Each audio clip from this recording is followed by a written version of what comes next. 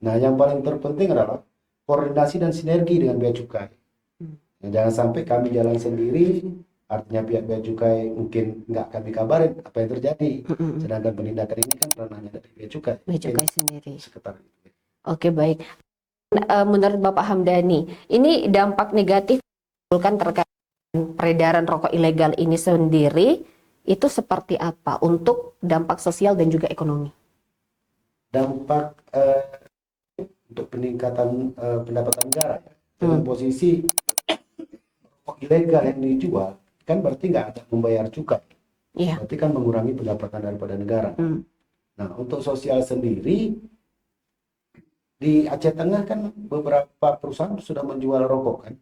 Nah, seperti Bakugayo, terus ada beberapa merek lah. Nah, kenapa nggak kita menggalakkan atau mempromosikan belilah rokok Gayo ini yang sudah memiliki cukai daripada kita memaksakan membeli rokok yang memang ilegal tanpa ada cukai tadi.